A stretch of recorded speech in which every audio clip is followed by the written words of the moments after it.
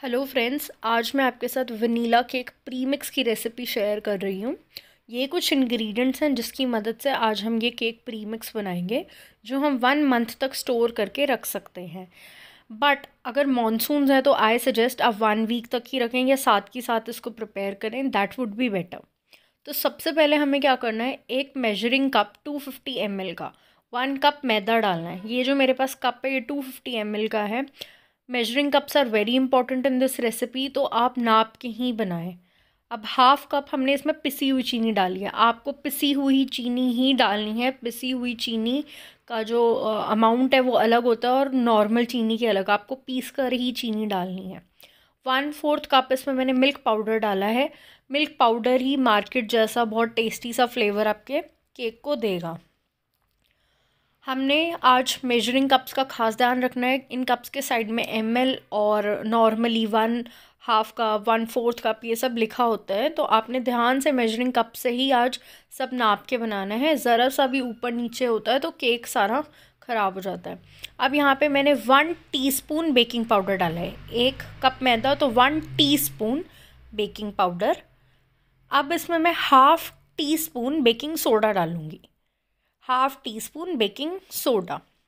अब जो एक और इंग्रेडिएंट है वो है हमारा GMS पाउडर। मैंने ये सब बेकिंग सोडा और पाउडर यूज़ करा है इस कंपनी का। GMS पाउडर क्या करता है, ये हमारे केक को ज़्यादा देर तक प्रिजर्व करने में हेल्प करता है। हम इस पाउडर को ताकि स्टोर करें। तो 1/4 टीस्पून मैंने GMS पाउडर लिया। ये पाउडर आपको ऐसी बॉटल में या कहीं से भी मिल जाएगा ईजिली। साथ ही साथ इसमें 2 पिंच हम सिट्रिक एसिड डाल रहे हैं। सिर्फ 2 चुटकी ही आपने डालना है। जैसे कि हम नॉर्मली जब दही दूध से केक बनाते हैं तो हम लास्ट में विनेगर डालते हैं, तो इस केक के लिए हमें विनेगर नहीं डालना पड़ेगा। हम सब ड्राई इंग्रेडिएंट्स ले रहे हैं, तो मैंने 2 चुटकी इसमें सिट्रिक एसिड डाल दिया है। अब हमारे केक प्रीमिक्स के लिए जो मेन इंग्रेडिएंट्स हैं वो डल गए हैं। एक जो सीक्रेट इंग्रेडिएंट है वो है कॉर्नफ्लोर। आप 1 से 2 चम्मच टेबल स्पून, जो आपका टेबल स्पून होता है वो आप कॉर्नफ्लोर डालें। उससे जो आपका केक है वो ज़्यादा स्पॉन्जी और सॉफ्ट बनेगा। अब अपने अच्छे से इन सब इंग्रेडिएंट्स को मिक्स करना है। आप ये केक प्रीमिक्स मिक्सी में भी बना सकते हैं और हाथ से भी बना सकते हैं, जैसे आप कंफर्टेबल हो।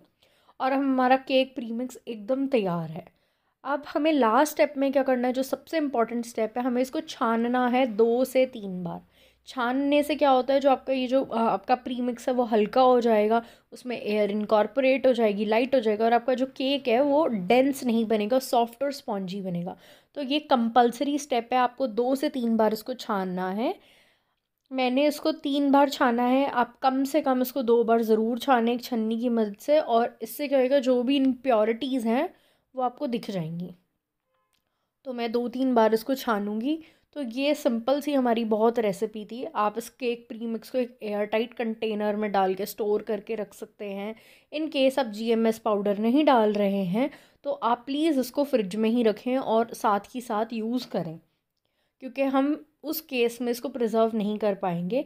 बट अगर आप एग्जैक्टली ऐसे ही बना रहे हैं तो हाँ, आप इसको 1 महीने तक स्टोर करके रख सकते हैं। जैसे अभी विंटर्स का मौसम है मेरे यहाँ और मानसून हैं, तो मैं सजेस्ट करती हूँ साथ ही इस प्रीमिक्स को बनाऊँ ताकि प्रीमिक्स ख़राब ना हो। तो लीजिए, हमारा ये एकदम छन चुका है और आप देख सकते हैं जो इम्प्योरिटीज़ हैं वो ऐसे ऊपर रह जाएंगी। तो इट्स वेरी इंपॉर्टेंट कि आप इसको अच्छे से सीव करें। अब आप देख भी सकते हैं कितना हल्का हल्का हो गया है। तो ऐसे ही आपको ये प्रीमिक्स बनाना है।